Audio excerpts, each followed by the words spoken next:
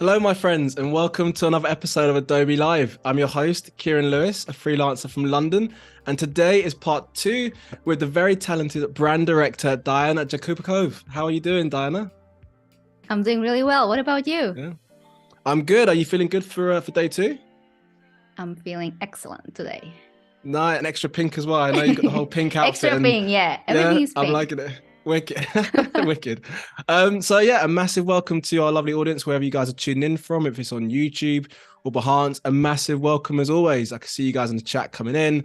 So hi to Sam, Vladka. Hi, you guys. How you doing? As always, whilst Diana is creating some design magic, I will be sharing the comments which you guys will have in the chat and sharing it directly with Diana. So get those comments in. Let us know where you guys are tuning in from. Send us some love. We're suckers for emojis. Put those in the chat too. We're good for it. But so before we dive into the real design part, just a few things to mention to you folks. So first of all, of course, thanks for joining us today. If you haven't already, please subscribe to our Adobelive channel on YouTube. And there you can stay up to date with the latest streams and participate with the latest stuff going on in our community. And if you missed the previous stream, you can catch the replay on Behance and YouTube. And there you can check out Jesus Ramirez as he creates a professional movie poster using Photoshop. So it's a good one, guys. You do not want to miss that one. So that's enough on my part. Diana, my friends, would love to know in the chat who you are, a bit about yourself, and of course what we're doing for part two today. Yeah, amazing. Okay, so for those who are or have missed yesterday's stream, my name is Diana and I am the founder of Deeply Rooted Studio. We are a branding and consultancy firm working with established online entrepreneurs, online educators, and agencies, helping them build brands through our signature Deeply Rooted method. And over these 2 days, I'm basically showcasing the Deeply Rooted method and how I am applying it to every single project. And yesterday, what we have basically done is created a couple of social media assets or like a branding asset. And today I want to jump right in and continue with the design. And then we move on to some mockups, which will be really fun. And then a couple of promotional graphics. So that's how online entrepreneurs market themselves online these days. Nice, that sounds like a plan. And again, for you guys in the chat, if you perhaps missed yesterday's one, you're probably thinking, why were we talking about pink quite a lot? So yesterday that came up quite a lot, and you can see for the branding, even on Diana's website, pink was a thing. And I feel terrible because actually Diana did say, make sure you wear a pink outfit today. And of course, Diana answered the brief, and I didn't bring one, but I apologize. I've got my little Pantone swatch, but that's the equivalent, maybe. I don't know. But yeah, At we're least all good for something, today. yeah. It's something, exactly. So you guys are in the right place to be inspired and to see Diana's design process. So yeah, let's jump into it.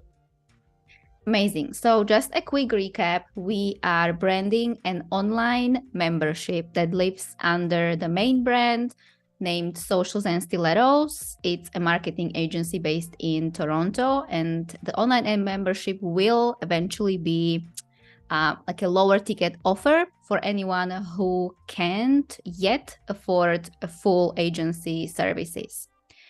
So what we came up with yesterday was the brand direction, the color palette, and then we also picked out the perfect font. After all, we found it. Something that's a little bit more bold, bulky, but then I feel like we have landed on a really good combination of what we have going on right here with the script font, which gives it a little bit more like a feminine vibes, I would even say. Yeah, I could see it. I mean, yesterday Jumbo was quite cool because we didn't know where this was going to go, right? And then we had the chat involved. We did a little poll, and it was quite nice how we kind of organically found that solution. So again, I feel like everyone in the chat, we're always suckers for a good poll. So if you ever want to share anything for we can decide, I'm sure our lovely audience would get involved. So yeah, it's gonna be good. Well, yesterday everyone wanted the third one, so it was actually this one. But then we have decided to do advice and pick this more bold and bulky font. I do actually have a couple of more ideas that I would love to sort of like try and incorporate, because then when we move on to mockups, that's where I sort of want to use different icons, the logo, some photography as well. So I need some other version of this, I feel like, because this one, it's big for like a large, large presentations or something like this. But then let's say we have a photo and some headline. I want something down here on the left side. I think we should try something else. And then I also want to, I was thinking every time I design one day and then I close down everything, that's when I get ideas. Okay, interesting. Yeah. Do you need to I'm quite curious because every designer has their own process. Do you need to sometimes, like you said, you shut down and then ideas come? Do you have to leave the house a bit or visit galleries or go to places to find inspiration? Like, where's your kind of calling for when you're at creative block? I feel like it kind of depends. Sometimes it's just, shutting it down for a day to sometimes a week. I feel like sometimes we can beat ourselves up for not having the right ideas or feeling like ideas are not coming to us. But then what I prefer to do is start. Even if you feel like you don't have any ideas, just get something started and then close it down, because I feel like your head is still kind of like thinking about it anyway, about the different ideas that you can like incorporate and then come back to it a couple of times sometimes. Sometimes I come back to the design 2 or 3 times until I land on like the perfect combination or until, I'm basically happy with what I'm seeing here. That sounds awesome. I mean, great to know in the chat. I mean, when you guys have a, creative block, what's kind of where do you kind of go to find inspiration? Or because we all have it, right? And it's organic. And I always feel something more frightening than seeing a blank page or blank InDesign or Photoshop Illustrator document. Like, oh, where do I even begin? And like you said, right, you made a good point, Dana. Just getting something on the page, just to kind of get the ball rolling, is perhaps the best way kind of going forward. But let us know in the chat. Where do you guys get your inspiration from? Do you does it come to you straight away? You're like, boom, I can hit the ground running, or do you need to kind of chew in it a bit longer and then within time you do it? Let us know and we'll share it with Diana. Okay, so let me try. As I said, I need something like a corner, because when we will be creating those promotional graphics, that's where I love to have some. Oh, it's looking nice like that. Okay. Some assets that can be on the left, on the right, so not necessarily in the middle.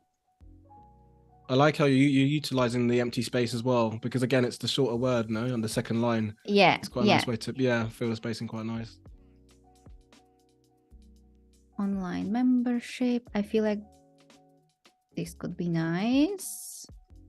Just a quick question. I'm quite curious to know, like when you, for example, like a subheading or a caption beside, are you into more caps or lowercase? I guess it depends, obviously, of course, the branding and look and feel. But what you're doing now, I'm a sucker for uppercase, but really small. Like how you've done it, basically. But what's your style? Or is it? I feel like I'm the same, But as you said, it depends. Sometimes the font just, it's not doing it for me, so you need to sort of like tweak. But lately, I think I prefer lowercase when it comes to fonts like these, like a bit more bulky, and then with the Sans, uppercase, definitely. Yeah, that makes sense. Yeah, no, I get that. That's a strong rationale. Just give it a bit more like like a more space. I don't know, it feels more spacious, at least for me, right?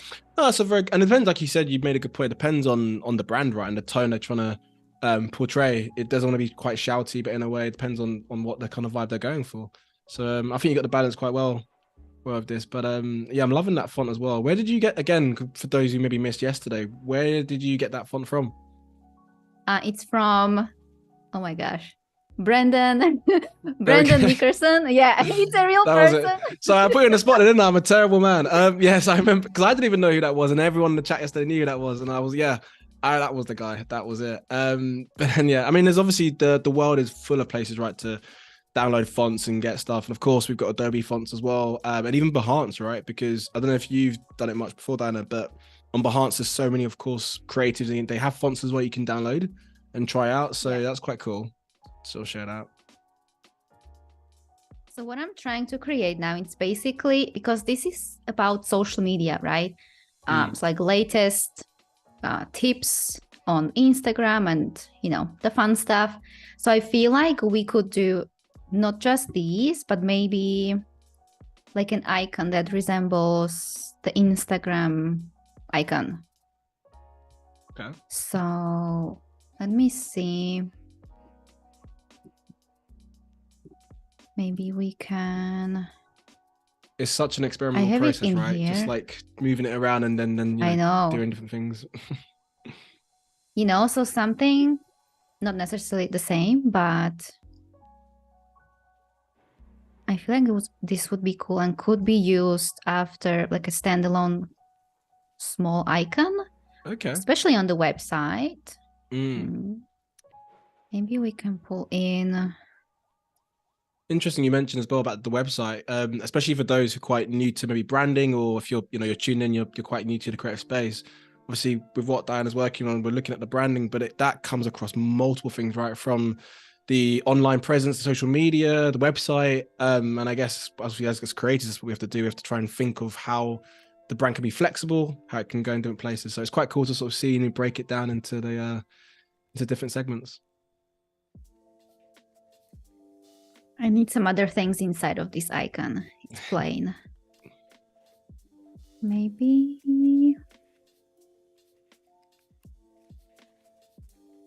Do you feel like sometimes with the icon, because again, it's just a small space, right, to play with.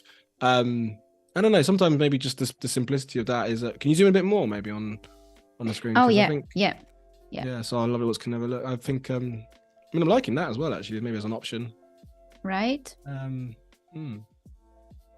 again, because this is like once we jump into the promotional graphics, like that's where I sort of prefer to place different icons and different either like a circle icons that we have here, like these ones, or something just like a bit more custom to the brand, represents what this program is all about.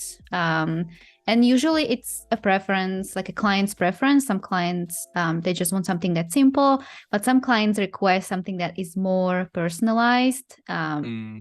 So let's say one of my previous clients, she wanted a snake somewhere. Okay. So that's when we get Was creative. that related to the brand, or was that just a random snake just plopped on the... It was related. It was related. Okay, I hope so. Yeah. But then it's also the tricky part that you don't want to overdo it, right? So you want to have a snake, but you don't want to do it in a tacky way almost, How do you find that conversation? Like, how do you find that? Because I guess that's quite tricky, having to... I mean, the client could have in their mindset exactly what they want, or even if it's even achievable from a design perspective. But then as designers, obviously, we have the professional knowledge of knowing what is achievable, right? So I guess trying to rein it back in a little bit. Like, do you find that conversation kind of easy, or within time, it's a bit more easier perhaps to have with clients? So sometimes what I find like the trickiest part, obviously, it's, let's say, this snake specifically, right? We need the context here. So this snake specifically, because pink snake. So it makes sense. The client is more so in a spiritual space, right? Which means that what I don't want this to happen is that we are too obvious almost with like the spiritual things, right? I want this to be even intentional. I want to incorporate different assets that form this more of a surprise moment when someone looks at the logo or whatever that might be. And then just figuring out how to not make it so obvious, but still, like a part of the logo, let's say. Because when you think about even if you open a Pinterest or any other page and you put snake logo, it's almost the same every time, right? So the hard part with this was really finding the right font. But I did find it at the end of the day, but It was Did it take 4 months to look? Because I know you had yesterday. You had 4 months. I did not have 4 months with this project, but okay. I did try a lot of fonts with this one as well. I guess out of context for anyone who's asking why in particular 4 months. Yesterday we realized obviously Diana did it, and that was a real testament to you looking for your fonts. You took a good solid 4 months to try and search for the right font. Sometimes you need that space, right, just to try and look and to experiment and to test. So but yeah, okay. So you never had 4 months. That was cool. You had a bit more shorter time, but you made it work. That was good. I made it work. At the end of the day, it was good. Nice. I'll see. I think I want something more tilted. Maybe we need... let me grab some of these. Just putting it out there, I could totally see this being a because you've got a few options. Well, obviously you're working on this one now. If we did like maybe 2 or 3, we could do like a little poll, maybe just put it out there, maybe for the chat, so they can see which options they like. Yeah, we need something here and need something there, or maybe not. Let me know. What do you think? So when it comes to like when I'm in that space of designing and then ripping apart and then redoing, I always have to duplicate. Sometimes, I mean, it's terrible because I get quite messy after a while, but I just duplicate, and then it's just like you end up with just loads of squares, right? Obviously stuff in it, but just loads of squares duplicated of different designs. But yeah, each to their own, of course. It can get messy. It can definitely get messy. But let me try something. So we have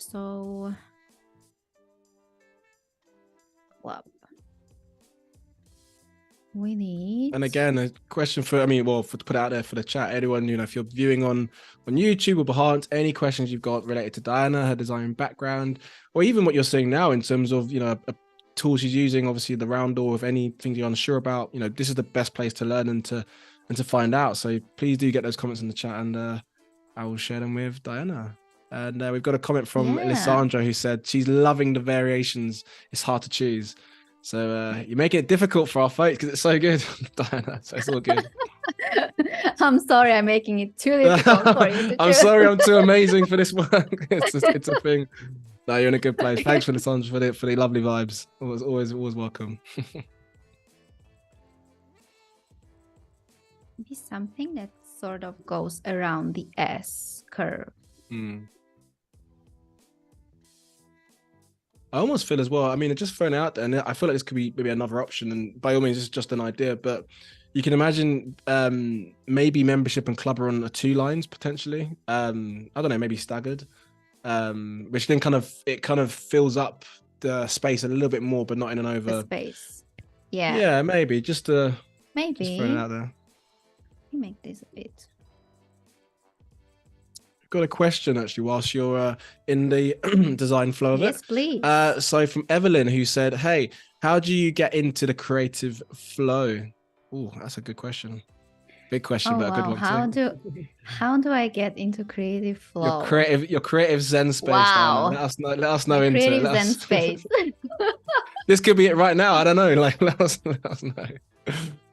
I think it's this is a tricky question. Sometimes it's just creating that creative space in general. So let's say now having the workspace that, I find creative.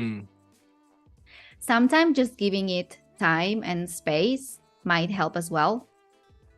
Not really pushing it too hard, because I feel like sometimes when when you want to make stuff happen, they usually won't. Yeah.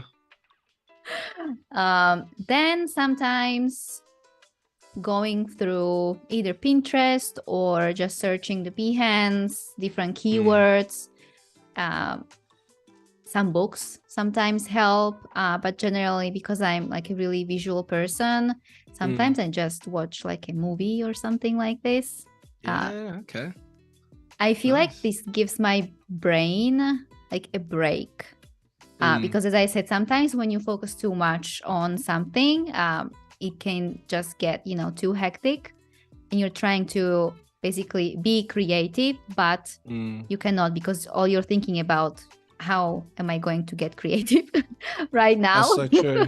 It's like you're almost like I mean that's a really good, almost like tunnel vision in a way, where you're forcing it to happen, and sometimes I guess you're up against it if it's like a deadline maybe, or you've got, you know, Yeah. restraints, you kind of have to work quickly. But I don't know about you, Diana, but I'm a sucker for siestas, and I have to have siestas during the day, like a nap, for example. And I feel like, I mean, not long naps because that would be crazy, right? But I'll get no work done. But I feel like when you've had a chance to maybe let your brain just, you know, detox for a bit and then come back to it, a bit like you said, stepping away. I don't know. I think that helps as well. It'd be great to know in the chat, you know, and again, even for you, Evelyn, you know, how do you guys kind of get into the creative space? You know, what is your creative flow? Do you work with music? Do you need music in the background? Do you have music in the background, Yeah. Diana, when you work? Are you silence or is it heavy metal in the background? What's your vibe? Can you imagine? No. You used to know, right? I don't know. I can see you in like a pink sweater and some heavy metal. I don't know. I don't know the vibe. What's your kind of vibe when you're working? Actually, this is a good question. It needs to be really quiet. Like Okay, I can't listen yeah. to anything, and I'm still wondering like how some people can just listen and do stuff. I don't know. Okay. I just can't do it. Yeah. That's interesting. It'd be good to know in the chat. Are you guys? Do you need to have music super loud? Are you quiet? I've got a friend of mine actually who we were talking recently about this, and she kind of watches the news whilst working, and I struggle with that because I can't watch things sometimes whilst designing, and especially if it's the news, because it could get a bit dark or hectic, and it's a bit like it throws you off in a different kind of mood, right? So but that being said, I mean, Adobelives, I feel like that could be a background thing maybe. I know some people do that in the chat, some of the hosts as well. We have it in the background whilst we're working, but it's quite nice to kind of have people in the background working, right, whilst you're also working. I don't know, that's a thing, but yeah, I think that's a thing. Sometimes I actually just watch a movie whilst I'm designing, but it must be I must be in a space where I already know what I'm kind of like designing. So like I have a very specific vision in my mind. Okay, so this is what it is, and I'm just like going. Then I watch, I don't know, Harry Potter or something like this. Something you don't need to think about. Was that an English pun maybe? Because I'm based in London. I wasn't expecting that. I mean, it's a great show, but yeah, okay, fair. That's kind of my thing. You know, it's either the Harry Potter or a movie, something with the fashions, like a Sex and the City or something like this. Yeah. So it's either, that's cool. Yeah, it's either it's research. It's research. We'll give you that one. It's practical research. See, I can't use the same analogy. I can't use the same thing with maybe playing PlayStation. It's probably not the same, is it? Just I'm doing research, really or not. You're just playing PlayStation. Anyway, going soft piece. We've got a lovely comment from Medwenda, who's asked you. So Diana, which designers have inspired you in your design journey? Ooh, that's a big question. And a very good one. Thank you. That's a big question. To be honest, I am someone who doesn't really look up to designers, or not that I don't look up to anyone, but I prefer to sort of, you know, just be and stay in my own lane, because I feel like, especially with, you know, finding your own style, or if you're someone who tends to compare themselves a lot, this was one of like the best things that I could have done in this whole design career. Previously, I did look up to a lot of like fashion designers, because I studied fashion and I love fashion. So if I am looking up, you know, to some designers, it's usually someone in the fashion industry, which it's not really connected with what I do now, but that's where I sometimes find inspirations till this day. That's pretty cool. It's that's a great question, by the way, Medwenda. Thank you. And again, you know, from your, even if you're a designer, if you're even just things in general that you find inspirational, let us know in the chat. You know, what's your inspiration? I mean, from my side, it's I don't know, it's tricky, right? Because there's a lot of creatives doing some amazing things, especially in different parts of the world as well. And for me personally, and it's not me being really cheesy, I promise you that, but even on Adobelive, because I think the benefit obviously of having creatives all around the world and not even really know much about them, that in itself is quite inspiring to know how people operate and work, and not just necessarily in, say, you know, our space, which is graphic design. It could be Illustrator, it could be, you know, video, motion, all these elements. But I think it's just how creatives as a whole, how they operate and work. I'm always intrigued, like the creative mind as a whole, which is quite cool. Yeah. That's what I do as well. So I don't really have like a specific name. Sometimes it's just when I go through specific seasons, this is the style that I currently like, let's say. So I look up to a specific style. I find designers that have the specific style, so that I can get inspired, or like, you know, the creative juices flowing in. A lot of font designers have a really nice style, because I find those inspiring, because they always come up with a really nice way of basically selling us the fonts. So I really love to find inspiration in so like when you open up a website of someone with selling the fonts, or even just a creative market, or, you know, like a website like this, they usually create different mockups and different like scenarios of the fonts that you can use them. And I find those really inspiring, actually. Like if you're looking for inspiration for your project, that's a great way to, you know, to get the juices flowing. Indeed. Because and in the fact, same font, Go ahead. No, please go for it. You're in the flow of it, please. Because usually that's where you have one font, but they showcase in like a different scenarios in different areas. So the font is being already used, which then helps me to sort of like decide, you know, on my end as well, which way I want to go with a specific design.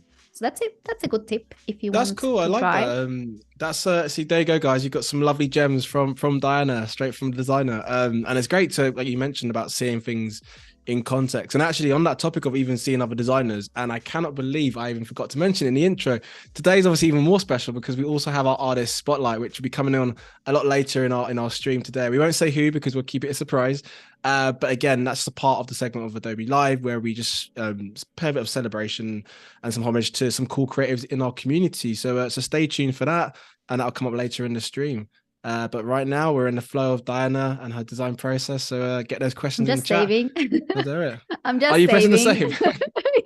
Yeah, do you remember yesterday? I remember we kept talking about the save. I dreaded, always remember to press Command S. It's so important. Always save your work. All the time. Okay, so what I usually do when I'm sort of like done with what I'm creating is create another blank artboard and pull all of the assets in, just to sort of like have a look at everything all together.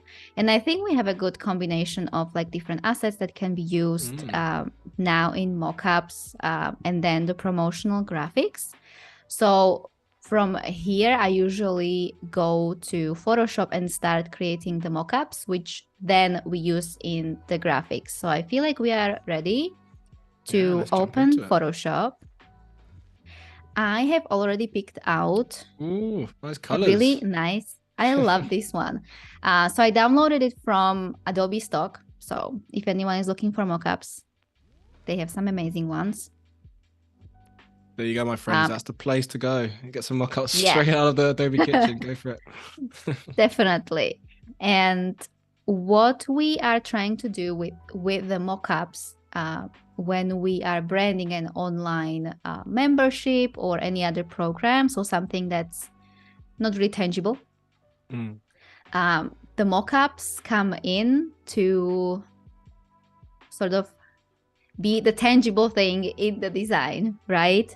So whether that's iMac, whether that's the phone or any other device, this helps the audience or your website visitors or anyone who visits the sales page imagine, okay, so this is what I'm getting. This is what I'm getting, right? So let's say if you have different deliverables, you have resources, you have different modules, that's where we sort of showcase what kind of different assets you are getting so that you can visually see, okay, so this feels almost like I'm really getting something tangible, right? I'm so paying here for something that exists. So true. I mean, do you find as well with clients, like, I mean, I have it in my own practice as well, but I'd be curious to know about you. Like, designing, obviously, on say Illustrator, Photoshop, sorry, Illustrator, or even InDesign, it's all good. But then when you start to use mockups and you show those to the client, you'd be surprised how much like they really buy into it. It's more like you said, it's seeing things in context. And for me, that's the fun part as well. Like I love downloading a great mockup and seeing, because I don't even know until you put it on the mockup, right, how it actually looks. And it kind of gets you to the closest way of how it will be sort of finalized, which is quite fun. Do you find with your clients that it really helps to kind of like sell, use the word sell the product, but basically really get to envision how it will really look in the final thing? Yeah, 100%. As you said, because again, they have no idea what is like going on in here. So you sort of need to sell it to them, right? You need to sell them their design. So true. But a little food for thought, guys. And again, I don't know if you've had it too. Watch out, because sometimes I've downloaded mockups before, and they're not actually mockups you can use. It's almost like flat images, and I've been tricked. I feel like it's out there. People have been tricked before. Maybe it's like a obviously you have a clipping mask and you can add your image in there, but obviously you'll never get that, of course, on Adobe Stock. But other sites, sometimes you might get a mockup, and yeah, just always double check that you can actually use them, because it looks amazing and shiny, and then when you download it, you're like, that's not a proper mockup. It's just a JPEG. You lied to me. Oh, so, yeah. That happened to me as well before. That's the worst feeling. And then I'm like, this would be really, really nice if it was a mockup. Yeah. I mean, you can still make it kind of work, but I guess it's more of like having to, it's maybe the lazy person route, but it's a bit more, so trying to find a nice PSD mockup, and then you're good to go. So yeah. I'm liking the color contrast there as well. It's looking good. Right? I feel really good about this green. Oh, wait. I think this one is going to be cut out, though. Yeah. We need some image here. And when I was talking about the green chair yesterday, I'll show you. Look at this. Nice. Green chair. Is that confetti? My eyes are terrible. Is that kind of confetti around the edge of it? Like... That's money, confetti. Look at it. That is how good my eyes are. Clearly, I need to have better glasses. I have no glasses on right now. Pink money. I didn't even confetti. Look at pink money. We have pink money. That's looking... Sorry. Yes, of course. Silly me. Pink money, of course. Yeah, silly me. Yep. There's a money gun as well. That's looking good. Was these mock-ups kind of like done in a photo shoot, or was it like, again, were these stock imageries? How did you kind of come about these photographs? So these images are from a client. Again, we usually do the creative direction. If we can't, like beforehand, I download images either from Adobe Stock or like other places online to sort of resemble what we're trying to create. But it's best if the client provides brand photography, because that's how everything sort of, comes into place. Like it's like the glue, right? You have really nice assets. You came up with a really nice direction, and then where are the images? That's like one of my pet peeves. So you're giving me a clip art image. Don't come to me without brand photography. No brand photography, you're not getting in the club. I love that. It's no, that's so true. It's just like, and you need, and to be honest, I guess it's that investment though as well. Like, I guess it's when a client, they might not even feel like they even need to, and then when you kind of explain to them the idea and the benefits of it being able to have like a good photo shoot stage, and it just kind of re-enhances the brand and the messaging. So yeah, I totally resonate what you're saying, 100%. Let us know in the chat. Have you guys ever had clients before where you've had imagery, or you're having to like scrape the barrel for imagery somewhere, or even trying to find a particular type of imagery? I don't know if you had it before, Diana, but like I've worked on brands before where you're like searching the internet far and wide to find that particular image, and you just can't. It's like, you know what, a good old-fashioned photo shoot would have just solved the issue so much quickly. It's a bit of money, but it's so easy if the budget is obviously willing. But yeah, so it's all good. Let me pull some icons in.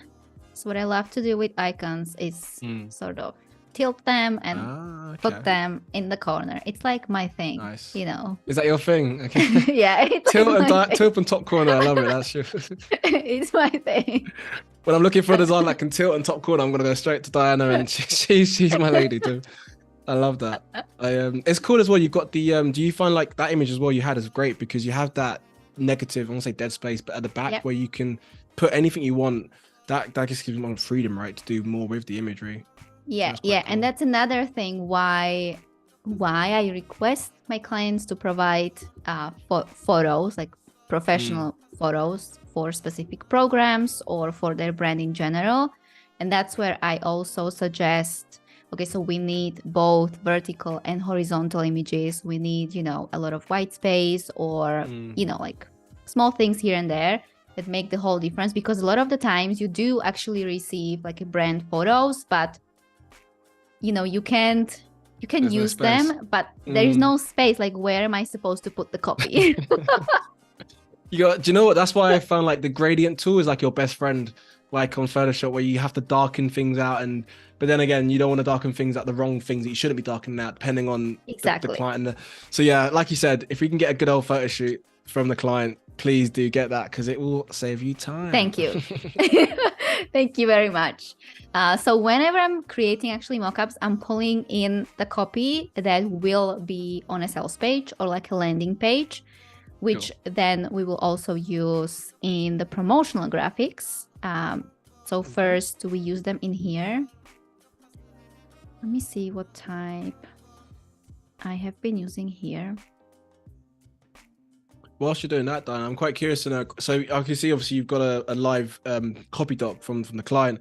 Do you find does it vary in terms of like how clients maybe give you assets as well? Like for example, copy, for example. I don't know about you, but I would much rather a Google Doc or a Word doc, and then it's like attachment, you can drag it in, and rather than maybe through emails, or if it's like in chains, because things get lost so easily on like say an email chain, and it's just like an asset, it's so much easier. Do you have like a system in place when it comes to that, or? Yeah, definitely. Yeah. So Google Doc is always the best, right? Because it's also, it saves automatically. So nobody loses anything. There is a very slight chance that you will ever lose a Google Doc, right? And it's easy just to copy paste things in and out, or even like place any comments or suggestions between, you know, me and the client. Do you know what I've done? I found it quite funny before. You know, on Google Doc, when you've got like, you can see who else is in the doc as well at the same time as you. So like if you're working on a copy and you're seeing someone maybe in it who shouldn't be in it because you're actually using that copy as live, and you're like, what are they? You're kind of watching them like sounds really creepy saying like that, but it's like, what are you going to do? Are they going to take out a paragraph? Or like I'm going to use this content. I need to let us know in the chat if you guys have ever had experiences with that. I can't be the only one, surely. Let us know in the chat. Or are you having to use Lorem Ipsum a lot? I know we touched on yesterday as well. Lorem Ipsum can be your best friend, but also your worst enemy, because you kind of want to get things in place to get the wheels in motion, but then also you kind of want the live copy. You know, let us know in the chat. Do you have any stories of that, or have you got a preference? I'd love to know. Great to know. I'd love to know that as well. With the font you're using now, is that a bold font on that one? Yeah, so this one is pulled in from the main branding, the typical paragraph font, but I do want to combine this with the other font, with the new one, the bulky one. So let me see how this will look like.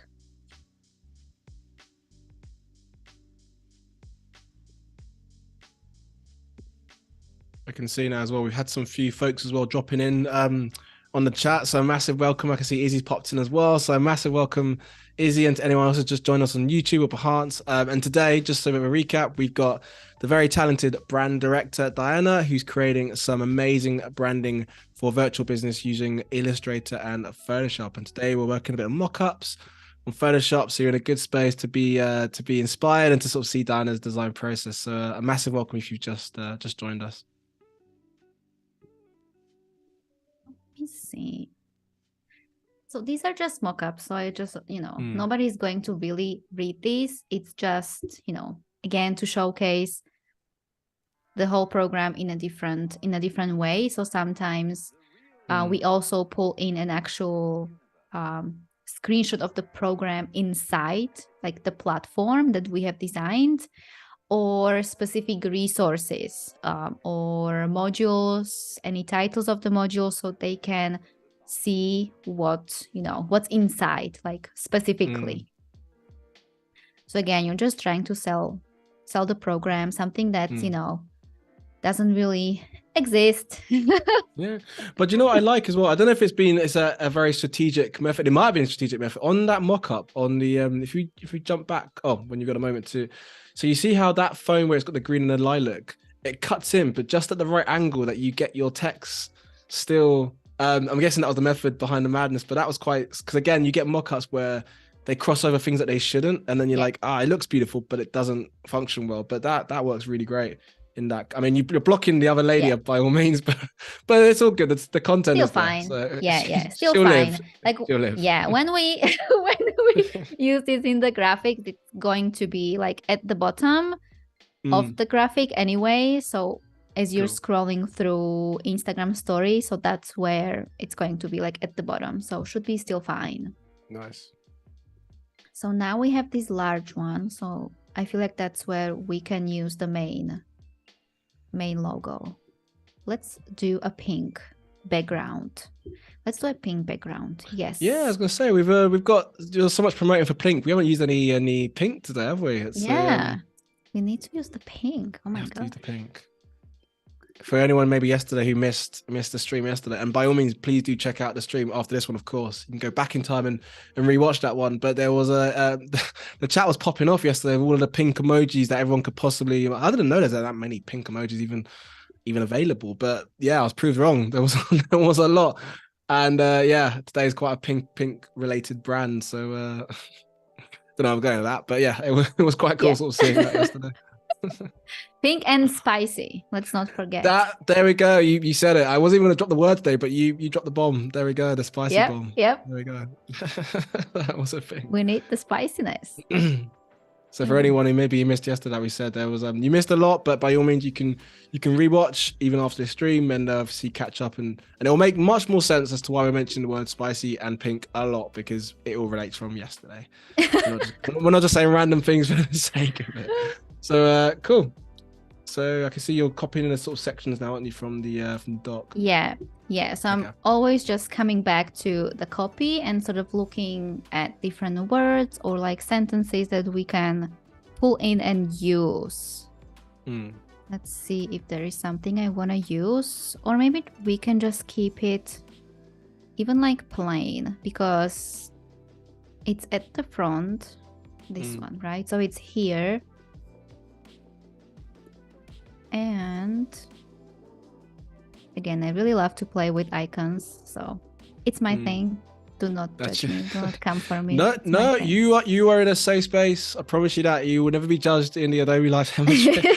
We're here to learn and to be inspired. There's no judgment whatsoever. I was going to ask, quite curious, like, I don't know if you ever do this on Photoshop, but like sometimes I don't need to do it. I just do it for fun because it's fun. But the effects tab on the layer, so like multiply and all these different things, because again, it's quite cool how you kind of see how the images, especially when you've got a pink like that as well, how it kind of merges the imagery.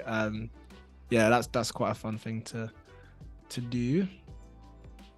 Maybe I want to add by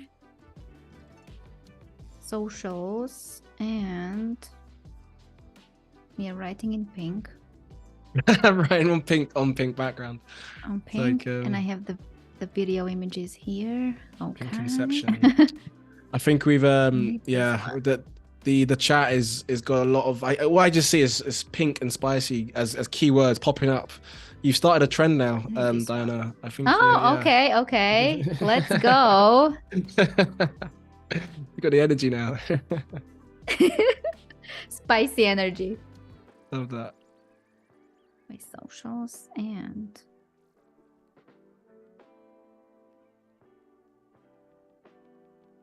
term. I feel like this will be cool to have somewhere. Let's see. Just at the top. A quick question for you as well, Diana. When you're working with different clients and you're working on mockups, do you find that you have to try and limit maybe the amount of mockups you want to use? Because I guess it's quite tricky, because obviously there's a lot of things that could maybe sell the products in a sense, but I guess it's trying to find the thing that is the most relatable, particularly what they would be using it on. So for example, with iPhone or say a phone of any sort, portrait, but in an iPad, they're both kind of portraits. So you don't really need to use the same thing twice, but then say something, I don't know, like a desktop now where it's more landscape, it's different orientation. Do you find like you have to limit the amount you use? Or do you kind of just think, yeah, I've got my kind of go-to phone and tablet and so forth? Does it range? Or? So I actually love mockups. I'm obsessed with mockups. Again, that's like one of my things online, and like the style that why someone also works with the Purity Studio, because we specialize in branding the digital products, basically, like courses, online programs. So I have a lot of mockups. Like my whole computer is full of mockups. So some of my clients sometimes get 10 mockups that are different, right? So mockups we can use on a sales page, or mockups we can use in promotional graphics. And as you said, like different sort of, because like these can only go like at the bottom, right? Or like in the middle if we want to create some like different design. But then I also have a second one here, which is iMac and a MacBook, right? So this is typically where I would put the modules, or if we don't have the modules yet, we will do like a pink background or the green background with the main logo. Just for now, but we'll get there. That's cool. I mean, you mentioned about you have loads of mockups saved on your computer. I'm exactly the same. Like you have like a hard drive, and it's like your armory, right? Where you have like fonts downloaded, mockups downloaded, just kind of your go-to safe space, but for your work and bits and bobs. That's quite cool especially to know how other designers kind of operate or how they work. When it's like, yeah, my mockups on my hard drives I lost count after the first, I don't know how many, but yeah. Yep. It's true. It's true though. It's just good to have them there. I guess it's like, because you work so often as well. Like it's kind of good to have them already maybe I guess downloaded already, right? So you can kind of jump in. Yeah. It'd be great to know in the chat. Are you guys, I guess when it comes to like having, fonts or mockups, do you kind of have things already saved? Like, do you have a hard drive especially just for mockup? Can you imagine that, a hard drive just for mockups? How big would those mockups be? But anyway, that's a different world. But yeah, let us know how you kind of say. Can you imagine that? Just for mockups? I can. Yeah. I have it for fonts. Mockups. I have quite a lot of fonts downloaded. That's kind of my thing as well. Oh, fonts. Don't get me started on that. You're in the right place to talk about fonts. That's so good. I feel like there is no designer who doesn't love to purchase fonts that sometimes never get used, but at least I have it. Yeah, you save it for a rainy day sometimes. Just like it's for the self-directed projects. That's when the cool ones come out. I love that. Exactly. That's hilarious. Let me see, because this will be just at the bottom. Oh, but we have pink here, so we don't want to use pink. So it's gonna be here, right?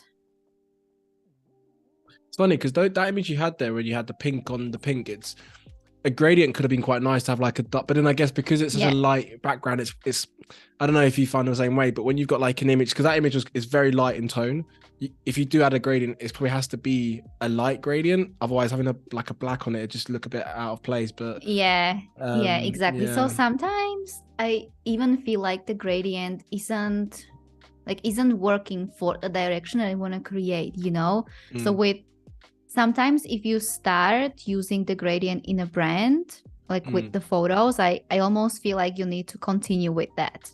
Otherwise, it's not like really cohesive when they start using it, especially online, on social media, when they start using it. And again, as I said, most online entrepreneurs prefer to do their designs. That's why if I start using the gradient, there's no way they can like recreate, because they don't use Adobe. So that's like the only thing that I'm always thinking about. Nice. This would be really tricky for them. But yeah, in general, I think in general, I'm not a huge fan of gradient. There is something. Oh, that hurts me. Something. That hurts my heart, Diana. No, I'm kidding. Each to their own. That's okay. I'm sorry. Really? Okay. No, it's all, it's all good. It's all good. Each to their own. It's funny you say that. I guess it's like, and that's the beauty of like when we do Adobe Live, where we've got designers from all over the world, right, with different ways of how they operate, of what they like, dislike, and it's kind of sharing, I guess, what you would consider to work best for you. So that I understand that for sure, and I can see in the comments in the chat we've got a few questions actually and some comments as well to share with you. So you've got Izzy who said, I started to ask my client on what they would like to see in the brand. I'll add 2 or 3 surprise mock-ups. Works really well. That's awesome. That's quite cool. Those surprise ones, you never know when it's just like, throw them off piece, but then in a good way, right? That's quite cool. We've got a comment from Evelyn who said, I get so excited about fonts and then I forget about them because I have so many. How many do you have, Evelyn? And I don't know, does the number even end when you type it in the chat? Because it's just too many. Just 1000. I don't know. Oh yeah, we love fonts there. And we've got a question here for you from Robin, Diana, who said, do you use the libraries to save your project assets? I should, but somehow I never do it. But I always think about it, that I should be saving it, because then essentially it's easier to move the assets. But yeah, each to their own, right? Like, each to their own. Yeah, no, I get that. It's like one of those things that exists and it's good. Yeah. But somehow you're not really using it or utilizing it. I hopefully someone else can relate, because now I'm like, oh my God. When you said something like there's something in the world that that's there, that's good, that you don't use, I just thought of broccoli. So random. I don't know why I said that. I think it's anyway. I'm the same actually. I find that I don't use it as much, but then again, it's great that's a great comment, Robin, because again, it'd be nice to know.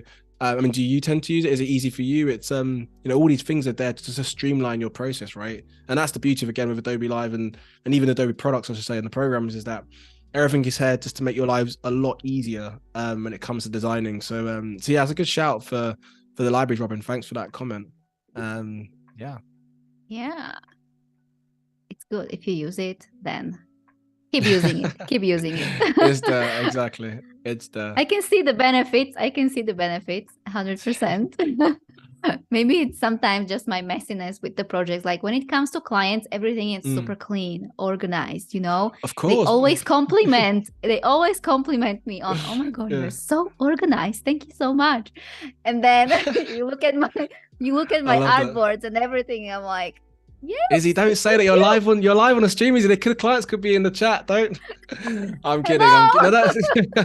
No, I love your honesty. I love the transparency. It's true, but let's be honest, we all do it, right? Designers, right? We all have maybe our kind of messy ways of working behind closed doors, and then when you put it out to the world or you share with clients, it's got to be professional, right? It's got to be neat, and yeah, it's all good. I love your honesty, though. Like it's just like it's what it is. You know what you get. It is what it is. I can totally appreciate that. And we got a comment from Sam who said, I feel like fonts can be like brushes to me. I get overwhelmed with the countless options that I just end up using a few. That's so true. That's so true. You always know you're going to go back to the same 4 or 5 fonts that you always go to anyway, but it's always good to look at the other 7 or 8. That's hilarious. Definitely. I mean, fonts, I always download and purchase a lot, and then as someone else said, I forget what I purchased, so I really can't use them because I don't know what the title of this whole, font library was. And then I'm like, I know there was a really good one, but I don't know. I can't remember. Do you never use there's a site called what'sthefont.com. And I remember in university that saved me so much, because especially if you're out and about and you see a font that you really like, but obviously you don't know the name, or how would you take a photograph of it, you scan it, upload it, and you can search that way. But I feel like those kind of tools where you can search for fonts, especially if you don't know the names of them, that's so helpful, right? Because some cool fonts out there for sure. And there is a really good like a plugin for Google Chrome. I'm not sure what it's called, but basically it pulls all of your fonts from your computer. And then let's say you want to create logo like right now for Socialista Club, and you can pick pick the right font, and you sort of need to see, like, you wish you could see all of the fonts, right? So that's exactly what it does. You basically, it pulls all of your fonts from your computer, and then you just write, let's say, the Socialista Club, and then you just scroll through everything, and that's it awesome. reveals with the fonts that you have in your computer that you can pick, and then you can basically, you know, just use those that you really liked. That's very cool. Going back to that comment that Evelyn said where she has so many, I can only imagine her scrolling for endless days just trying to find the right, because then if you've got so many, can you imagine you've got so many fonts and you just but that's a cool function. I think that's a really cool, again, it just makes your life a bit easier rather than having to, you know, drag out the type tool and then type in the word every single time. It's just, especially if you've got loads of fonts to plow through, right? So I get that. I think the other day because I just purchased the new iMac, so I needed to sort of move everything over from my MacBook Pro. I was actually exporting around 1,000 fonts. Wow. Okay. Yeah. Yeah. It was interesting. Let me just tell you that. I love that. Just set it on copy and paste and just make a cup of tea and then wait for it to blow over. Yep. I tried to install them all at once because you should be able to, but for some reason it wasn't working. It's supposed to be working. So I had to sort of like manually select a couple of them at a time. Okay. So yeah, it was a process. But not ready to give up my fonts. Patience that is one of the main virtues, as every designer will, I'm sure, appreciate. Is a big thing you need. Excuse me. And Izzy actually just made a really good point actually about you know, finding fonts and searching them. So of course on Adobe Capture as well, you can do that too. So great advice on that front too.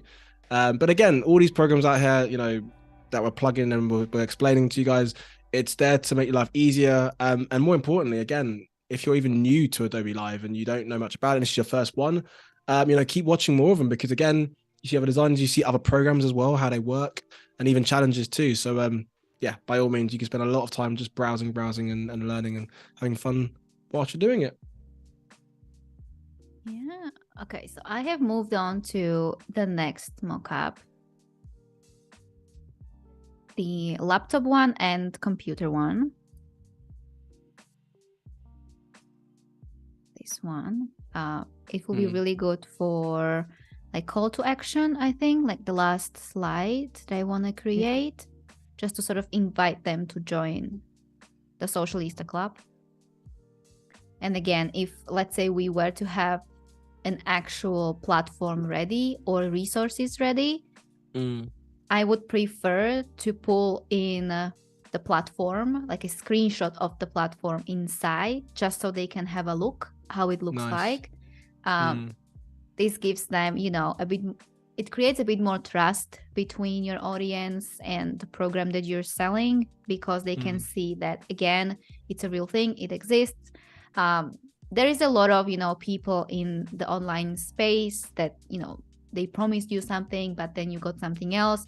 So it always helps to showcase how the program looks like inside specifically. But if this is not ready yet, then yes, we just use those brand assets. And then maybe later on, when some other things are ready, we pull in those resources in later on when they are ready. We've got a comment actually. So going back to when we spoke about the libraries and utilizing that, it's interesting. So Robin just said in the chat, so yes, so she only learned about libraries full function at the Adobe Max. So I still need to utilize it, she said. So again, we didn't even mention that really again. So the beauty, obviously, we had Adobe Max not long ago. So many features that came out, again, that makes it easier. But did you manage to catch any of the Adobe Max at all down on your part? Did you watch any, or have you seen any before in the past?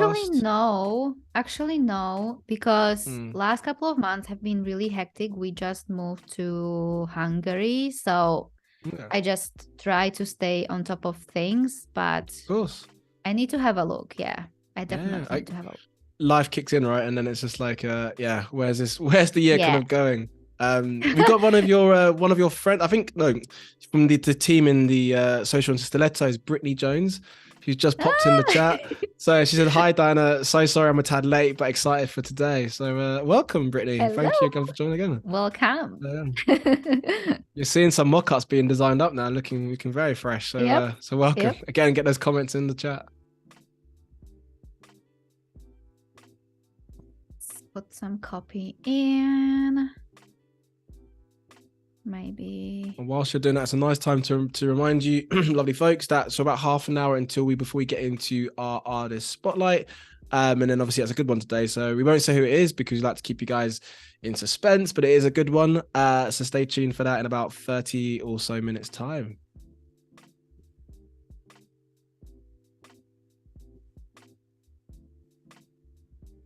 Do you know what I'm thinking when I see that font? It's such a beautiful, and how you've connected the A and the club. I can almost imagine, and this is my brain thinking in print now, but like slightly embossed or like nice foiling. Do you know what I mean? It's just, that's obviously my editorial brain coming out now, but it would be so cool to see a nice print of like this. Cards. Yeah, that would be definitely cool. If they have received like an actual card, you know, when you join the club, the membership. Yeah. And then you sort of receive like a pass, like a VIP pass or something like this. Maybe we can pull it to the other side.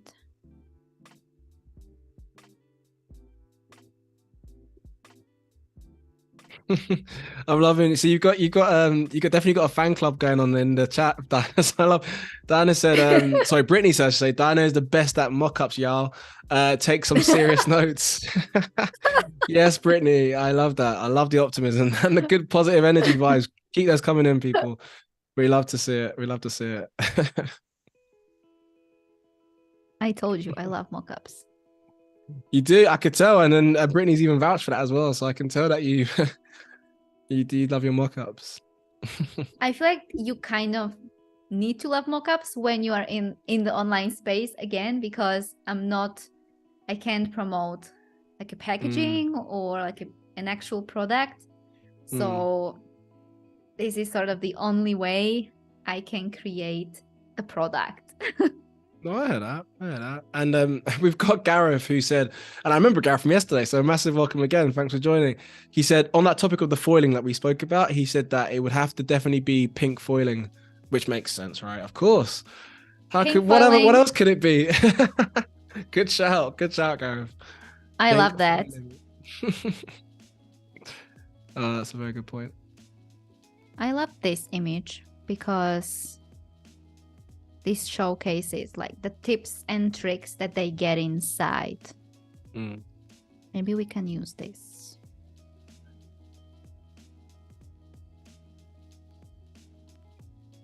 Whenever I get images like that, I love, like, I think we spoke before, but like on the far left where you got the kind of drapes or curtain, because it's the way it is, you can so much extend, depending on obviously the ratio you're working with, but you can almost extend it, right, and just do what you need to do. But yeah, I love getting images where you've got, you know, excess space at the top or the sides.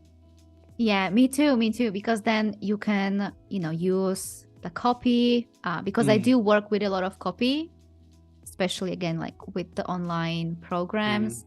There is a really long sales page all the time, so there is a lot of copy again that I can use, so it always helps. Nice. But I'm thinking what I want to pull in here. So as you can see, that's why I always create more versions of like different stickers or logos, because of the mockups, guys. Because of the mockups, I need stuff to work with. Yes, that's so true. I could definitely relate to that. Give us some stuff and we can make magic. But if you don't, we're scraping the barrel. It's the life of a freelance sometimes, for sure. So I'm thinking maybe I'll just keep this one clean and just use the logos, not the copy itself. Okay. I don't know. Let's see. Do you know what you can imagine with that one as well? Just, I mean, this is just me throwing a random idea, because again, if you had a lot or bit of copy to work with, you can imagine it kind of coming down the sides, almost like a portrait, like the front, and then I mean, I don't know if you ever used the text wrap right? tool. Yeah, in that space. I don't know if you ever used like the text wrap tool, which is quite cool, but I always like to, I mean, it might not work, but like you can imagine it wrapping around the iPad ever so slightly, or bits and bobs. That would be cool. But I'm thinking it's like really hard decision, really hard decision, guys, here. Very important. We are on a mission. We're on a mission to get this right. Just perfect.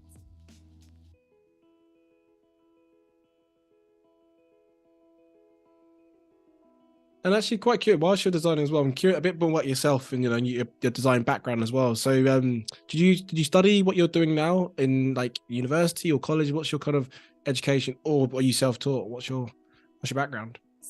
So I have a fashion design degree, actually. So that's where I started with design and Adobe programs in general. However, most of the things that I use nowadays, I self-taught, because even though we've been using Adobe programs at school, we were not using all of the tools, or because it was fashion design, we were using different kind of tools to sort of design clothes, right? And then I feel like it also depends whether you love technology or like this is something that you're really interested in, because I do remember learning and watching a lot of tutorials back then even, and not everyone did. Someone preferred other classes, whereas I always preferred to just sit down with the computer and learn some new tricks with Illustrator specifically. So nice. That's where it all started. But a lot of the things that I do now, it's through different experiences with clients, different projects that I've worked on previously, whether it was a passion projects. Those are always great if you want to try out something new, if you want, to discover your style as a designer. That always helps. No, that's cool. It's again, I asked that question because it's always nice to sort of know, about the designer behind the work as well, right? And the kind of background and the upbringing, and I think how that influences how, who you are today as a designer, right? Craft of it. And I know a lot of designers, or even just people in general who are in the creative space, the days of feeling you have to go to university or you have to go a certain route education is so not the case, right? I've got a lot of people who I know are self-taught. They're kind of done it on the side, alongside different careers. That's not even creative, right? Just doing stuff, watching, YouTube, watching Adobelive, of course, or just stuff in general to try and better their craft. So it's always quite nice to sort of hear those stories, and it'd be great to know in the chat if you've got any stories yourself. Are you a designer, or you're not a designer but you're just curious about design as a whole and you're learning by watching these kind of streams? We'd love to hear about it. So please get those comments in the chat. I'm really happy that YouTube exists, because that's where you sort of learn everything, right? Anything you want, as it's so true. Yeah. And I also have, because I mentor a lot of designs like students, they're always really stressed about not knowing which kind of tools to use, and always feeling like, oh, I should know this if I'm offering any services, or why I don't know this. And I'm like, I still use YouTube tutorials sometimes myself if it's something really specific I'm like looking for, because I think it's not really possible for anyone to remember all of the tools or to know all of the tools in Photoshop, Illustrator, InDesign, or any programs.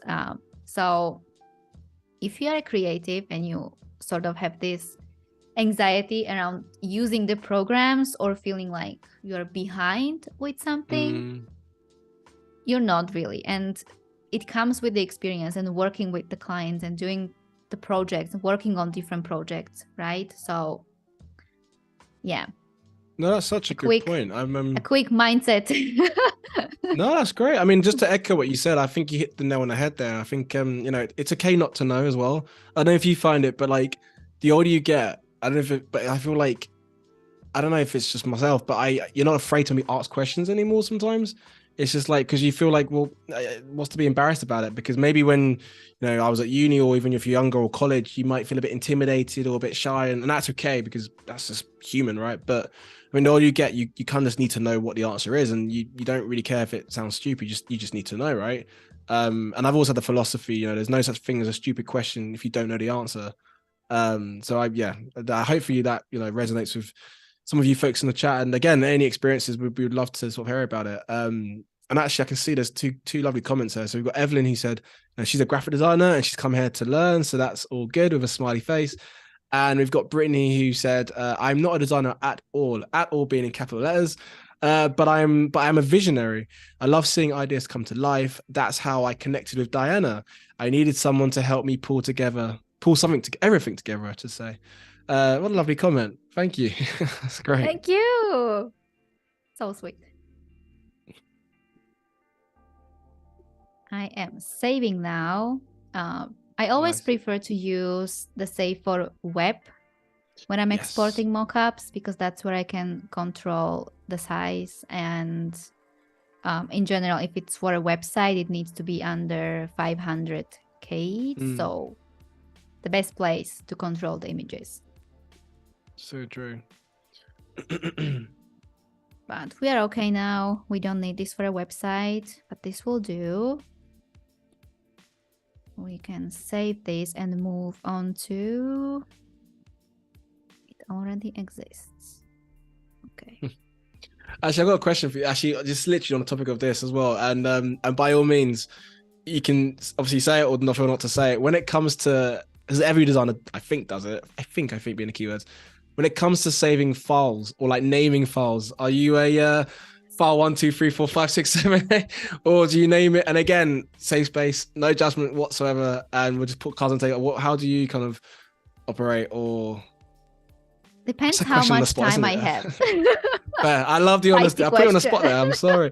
No, I put you on a spicy question. I put you on the spot there. No, I get that. Okay, cool. It's a little bit like I do prefer to name them properly. But sometimes when I'm sort of in like a creative flow, I'll just, not even file 1, 2, 3. It's just ABCD sometimes, you know. I love that. I just want to save it. Just save not it. 1, 2, 3, 3, 2, 1. So I've changed it around. That's not the same thing. That's hilarious. I get that. When you're in a rush and you're like, it's funny because I feel the same thing with saving work on a desktop. Like it's weird. Like even when I think back to uni days, like I never think to save stuff on a desktop because it frightens me that it will just be gone, or if I use a different software. But if you're in a rush, sometimes you just need to maybe save it on a desktop and then come back to it and then package it up properly and do things. I mean, good to know in the chat. I mean, how do you guys operate? Are you ones to have all your files on a desktop? If we were to open up your computer and see your desktop, would it be super neat and tidy color code, or is it a method to the madness? I'd say not messy because everyone's each to their own. Method to the madness. How would you say yours is? Oh, that's a lot of pressure there, isn't it, on the spot? But yeah, there we go. Don't have to show us by all means. It differs. I can see some naming files, so important, my friends. And there's a few comments, actually, quite a lot of comments which I haven't got through, but I'll get through them now. So we've got Elisandra who said, I'm an illustrator and an art therapist. And this is great. I just came for the pink stuff. Joke. Love. I am always willing to learn new things. Nice. I love that. And hopefully have the pink stuff too. So it's all good. And we've got Robin who said, I'm a freelance brand designer. Now I feel as... Let's start again. I'm a freelance brand designer now as I feel I'm too rebellious in my design style to be employed. Laughing out loud. I love creative freedom. We can all relate to that, right? That freedom of just feeling like you can... I think we touched on it yesterday as well, right? Side projects, that's where that can be your outlet, right? The side self-directed where it's... if maybe you feel like you're kind of limited with certain clients, you know, it's healthy to have a creative outlet of some sort. So we feel your vibes, Robin. We feel your vibes indeed. We feel you. Okay, so I am prepping a new document in Illustrator for the promotional graphics. So what I usually do is that I pull in what I have created into a new, like a new clean space with the copy on the left side, it's just a copy paste from Google Doc, and then mockups, color palette, and then I just, let's do the fonts as well. Can do title, just so it's easier for everyone, aka me. I loved me, myself, and I was like, I think you're the third person. Yeah. There. I was just like, yeah. Title. That is a very cool font, but I know we keep mentioning it, but it is a really nice. Right. The shapes is really it. Cool.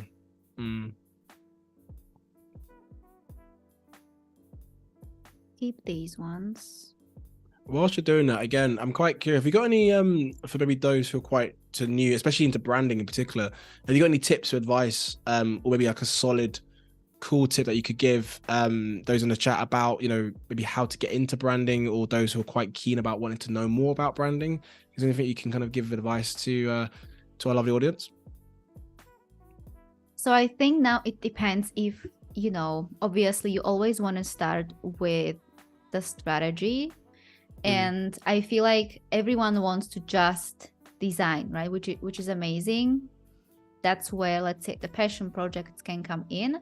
But it's even better if you have a passion project that is backed up by some sort of strategy at least, right? So let's say if you want to get into branding, you want to promote yourself online. Again, you want to become a freelancer, you want to find clients. I think you do need that knowledge of, okay, so how things really work, like behind the scenes, how this design is really being applied. So that's the brand strategy aspect. And I know we talked about this yesterday, but it's really, really important, right? And after that, just practice, you know. I feel like there isn't much to it. You just need to practice a lot. And I know sometimes it can really be frustrating to look up to other designers and be like, when am I going to get there? Or I can't really come up with a specific style for me. But again, if you sort of just step back and, you know, stay in your lane, and I know it's tricky sometimes, right? Because even me, at this point, I still sometimes am browsing social media, which I know I shouldn't, and comparing my designs, right? And then at the end of the day, you just need to shut it down, practice on passion projects, but make sure that there is the strategy aspect behind design, right? Especially nowadays, I feel like a lot of people, it's not a new topic. It used to be pretty much nobody knew about brand strategy or how it actually works. But because the online industry is sort of like expanding, and there is a lot out there these days that people have access to, whether it's, you know, even in like a freebie, so it's very accessible, which means a lot of people, they do have that knowledge of what even design requires, right? So previously you didn't need so much explanation, or not that you need to prove something nowadays, but you do need to showcase, let's say, testimonials or the results that you can provide those results, because it's not the traditional agencies nowadays that can offer branding, right? Because before it was just really large agencies that were doing this kind of job. Nowadays, anyone can actually start a design business, like anyone. If you're passionate about design and you want to work with people, now that's another one.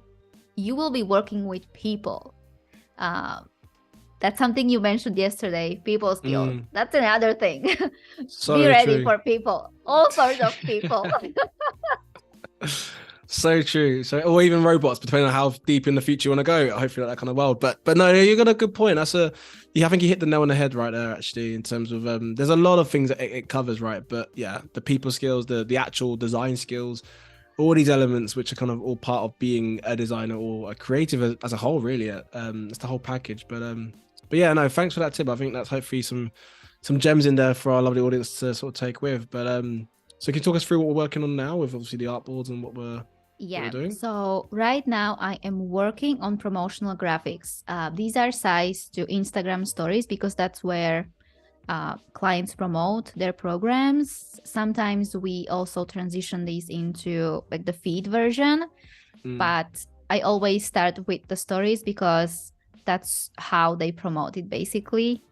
When you are in a launch period, you want to share this every single day, or you want to show up and say something to your audience. Otherwise, these graphics are there to be saved in your highlights and give the information of, okay, so what is included? What are you selling to me? So it needs to be really clear what this is all about. So we can do introducing. It's looking really nice. By the way, just from a from the view you got it in as well, the font, even the color background and the mockups, they're looking really well together. Really, really nice. Right, we did a good job. Thank you so much for suggesting the green color. It's I mean, awesome. I feel like it was a chat as well. It was definitely a team effort. I can't take all the praise as much as I would love to, but it's definitely a group team effort for sure. So and again, that's why without you, audience, and it's great to have you guys there because you throw in tips, you throw in suggestions, and I remember when we had our first chat on the stream, actually, maybe our first thing we spoke about, it was just you had no idea how the final would look, the final deliverable, and over time or over this period of 2 days, organically things have just kind of happened, and then now you're at where you're at. So yeah, that's the beauty of why we do what we do at Adobelive. So yeah, it's kind of nice to see the progress for sure. I don't want this one, but I'm not too sure about this one either. Is that font, the introducing, is that used anywhere else? The same as font? Yeah, it's the same as this one, but I think it has 200. But then do I want to have it 2 times? That's the question. That's the burning question. Burning question. Spicy. No, let's stop doing that. Yeah, there we go. I set myself up. But on that topic, I'd say about sort of 9 or so minutes before we jump into our artist spotlight. So stay tuned, my folks. Obviously, we mentioned it a few times in today's stream, and we haven't said who it is because it is a good one. So sit tight for that one, and then we'll share you who that will be. So in about 9 or so minutes, we'll jump into that. Maybe we can rearrange.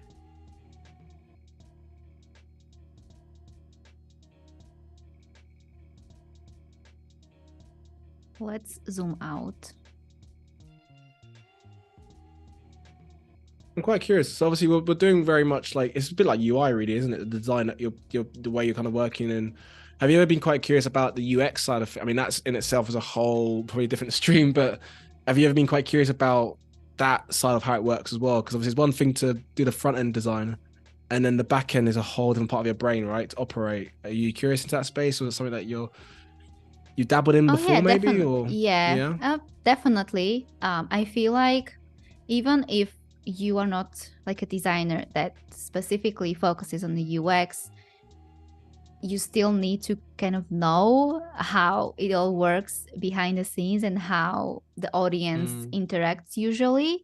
So that's why, again, we specialize for the online space, right? Because we've done the research, whether that's through a specific questionnaire or just looking at the analytics with the client or their goals.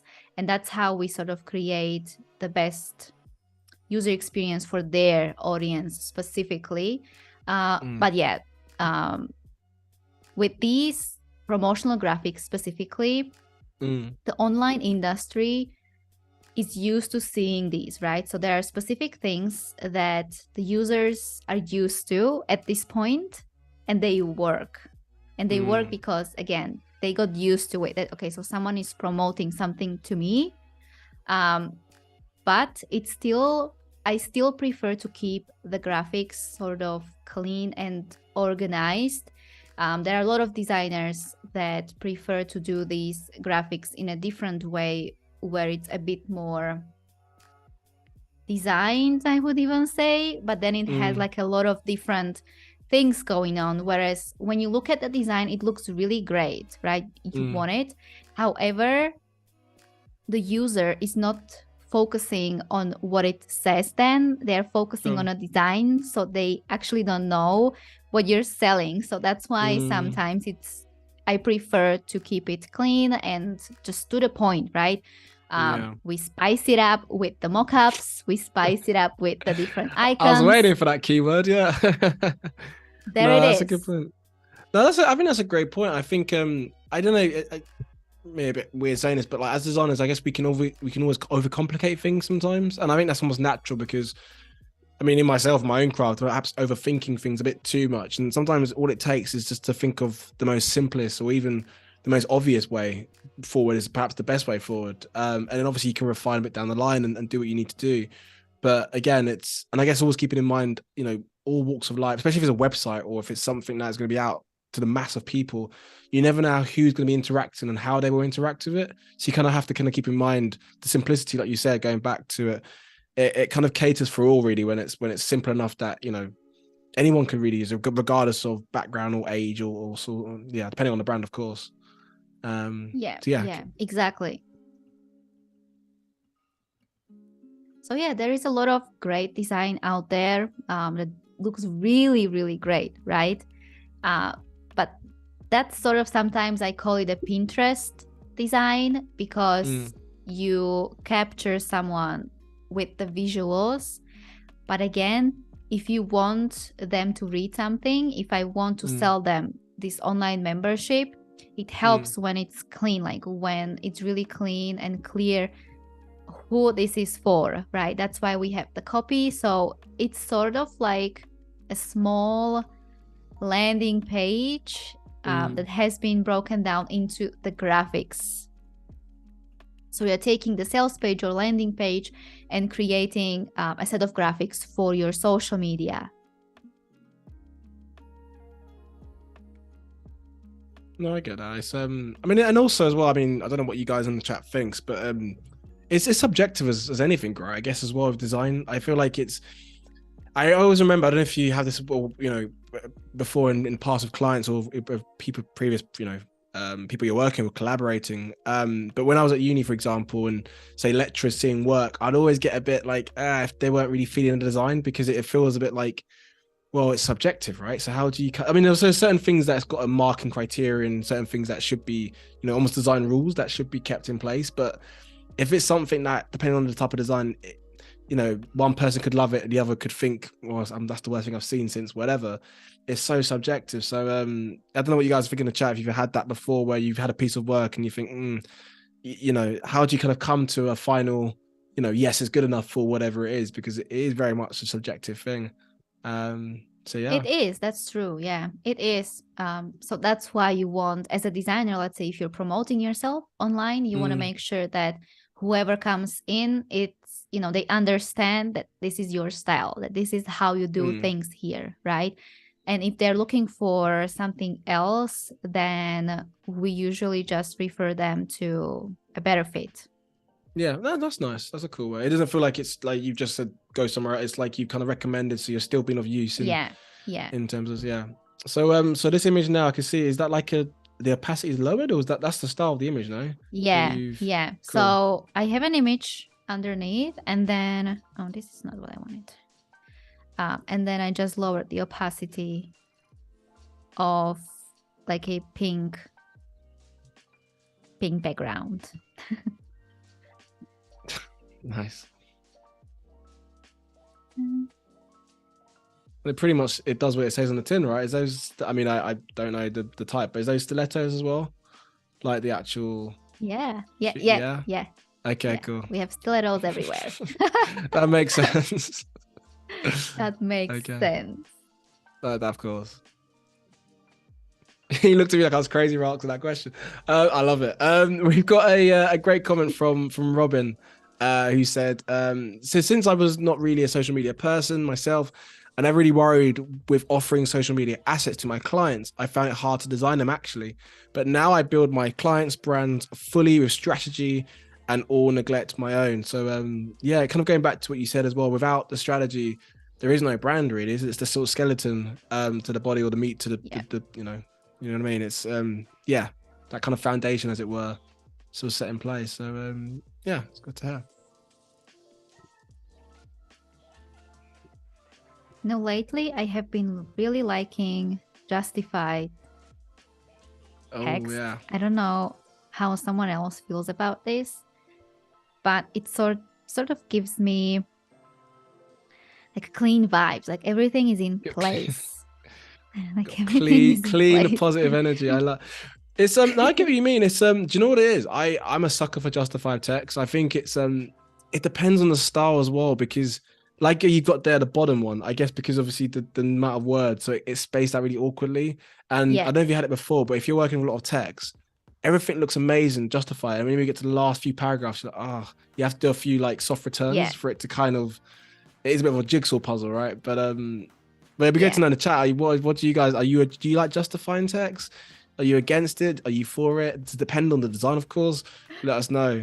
And what I would say as well, Diana, so about whenever you're in a good speak, I don't want to disrupt you from your flow of it. We'll then jump into our artist spotlight. But obviously you finished the little part that you're on now, and then we can switch it up and jump into our artist spotlight. Perfect. Okay, so let's do just one more, and then we can jump right into it. I'm really obsessed with this green color. I don't know. You liking it? Like, I'm a huge fan right now. Should have wore a green shirt today then, rather than the pink. If you told me that was my brief at the beginning, I would have brought that along actually. For those in the chat, you probably, well, why would you know this? So after our stream yesterday, Diana messaged me and was like, yeah, definitely wear something pink and keeping with the brand. And today, and I had one job, but didn't bring it. But if you told me green now, I've got plenty of outfits in green. I would have had a whole wardrobe and catalogue ready and waiting to go. Next time for our next stream, we'll do that. For our next stream, it's gonna be green or there pink again. Or pink again. I'll go out and buy my shirt now, just in case. Just in case. Let's do what is included, but this needs to have its own place. Like, these are the things where the justified text wouldn't really work, because obviously these are like deliverables, what's included, what's inside. So again, this is a perfect example of nobody would read this if it's, justified.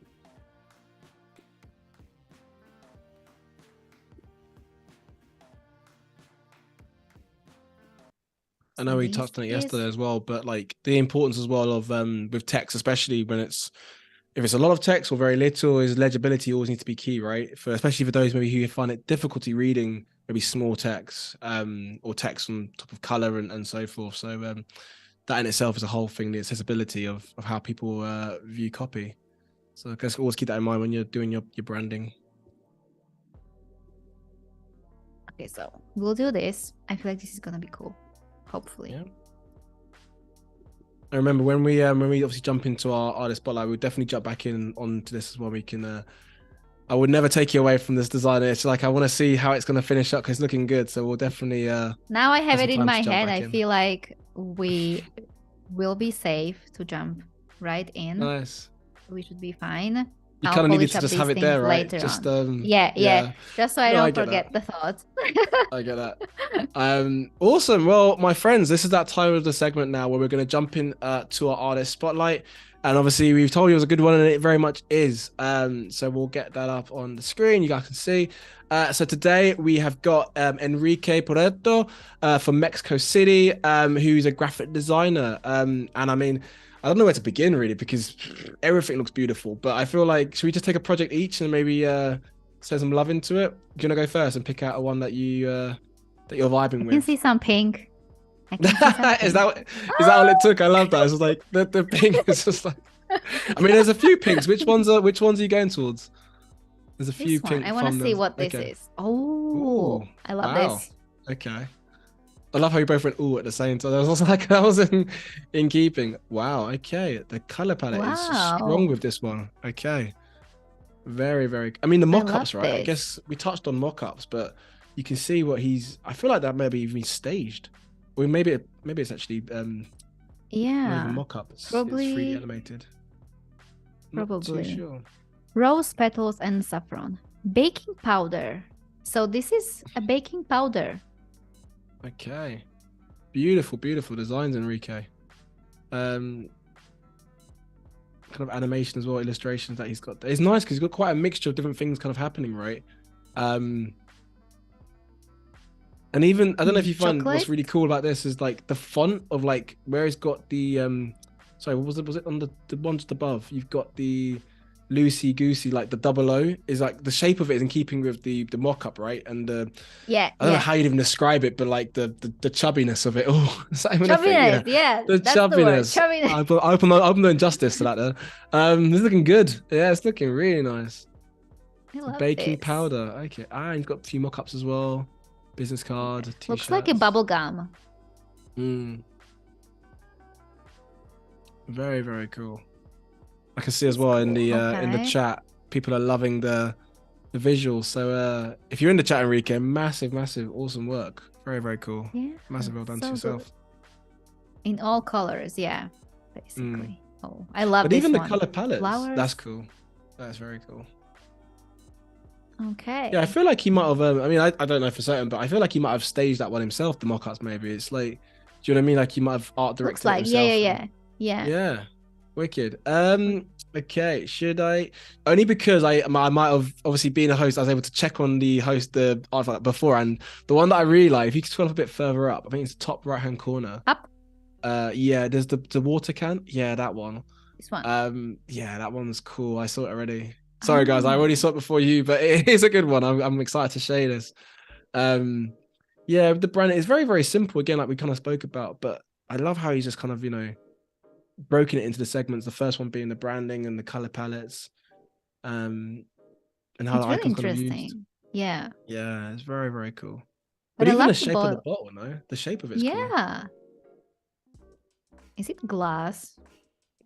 That's the thing. I feel like it looks as though it is glass, but like if you feel like it would be like plastic, right? Depending on it's a weird kind of take on it. But I guess the curves are all in keeping with the branding, and obviously the shape of the bottle is maybe in keeping with the shape of the logo too.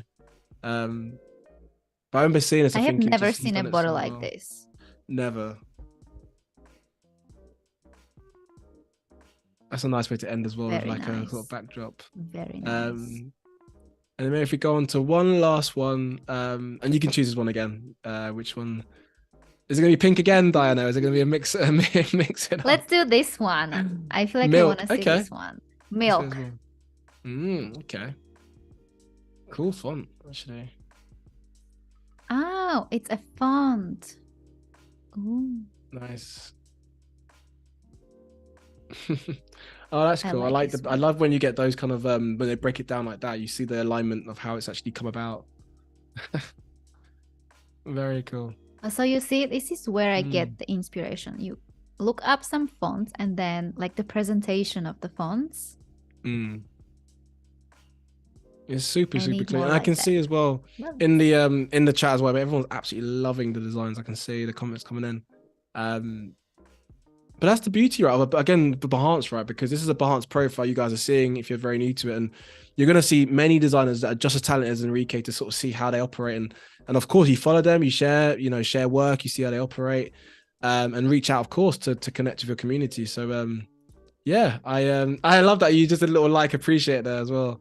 Of course, yeah, why not? It's we need to appreciate. I love this. You need to appreciate it. It's not just to talk it. You gotta hit the button and make it actually happen. So yeah, I think that was a good way to kind of round up on the artist spotlight section. So massive thank you, Enrique, of course, for sharing your work with our audience. And again, for you lovely folks in the audience, if you're quite keen on maybe wanting to do your own artist spotlight or to be featured, I should say, there's a tab in the Adobelive Behance that you can click on, and you can basically hopefully share your work and basically fill out the form, and then who knows, we could be on the next one popping up. So until next one, we'll see the next artist spotlight next time. But should we jump back into your Illustrator and then round up? Let's do it.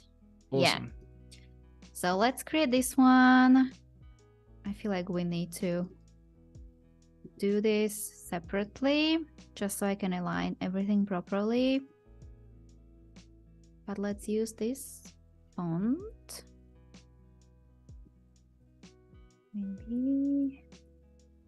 So this is what is happening sometimes with my Magic Mouse. I would love to know if anyone else has experienced this. When I'm sometimes clicking the other, it's like I'm clicking on the right, but I'm not. Do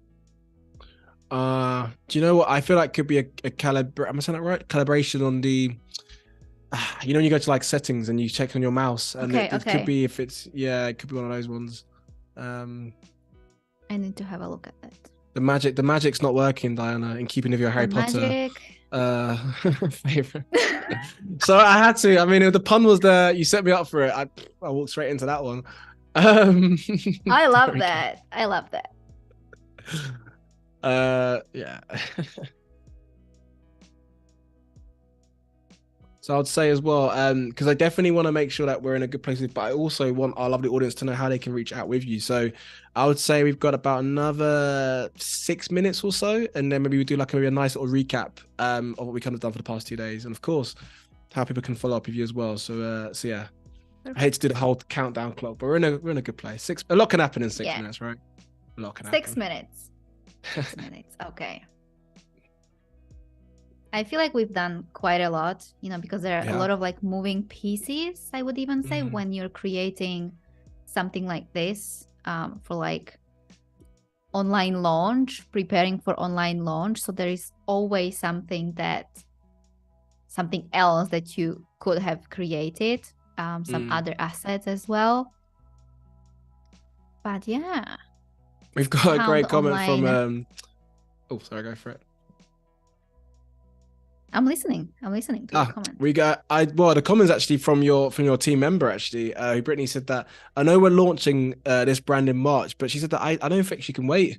In big LOL, she's not sure she could, because it's so good, Diana. That's what you've done. You've made clients speed up the process because you're too good. You got to slow down. Oh my goodness. I love it. Brilliant. The countdown is on. Now I feel like the pressure is on, but that's when you get I'm sorry. Do you know what? I feel like that dreaded art director, the hand over the hand of another person working. It's only because we want to make sure that our folks can definitely follow up on you. We want to give that little nice recap. Yeah. But you know what a lot of designers tend to do as well is, even when they're in a place where they might not finish, they continue it and then they share it on their behalf, and our audience can definitely still follow up. So yeah. This is cute, but let me use this one. Now we don't have the background. I love it here though, in this mockup. I don't know if you guys have noticed, I used this small icon here with the initials. Let me zoom in, like here. And this will be great in presentations, you know, when we have a certain topic and it can be on each slide, or like a YouTube video. That would be cool. I love that. It's like keeping that consistency, right, throughout the brand. I love that. That's quite cool. Very subtle, but very, very, very necessary too. Yeah. And the last slides are usually call to action slides, where basically we just invite them to join whatever we are promoting. I feel like this needs to be pink again, though. It needs to be because pink. we have this we have this dark background. Is it because it's your favorite color, Diana? Maybe, I don't know. I don't know. Maybe I may have been influenced.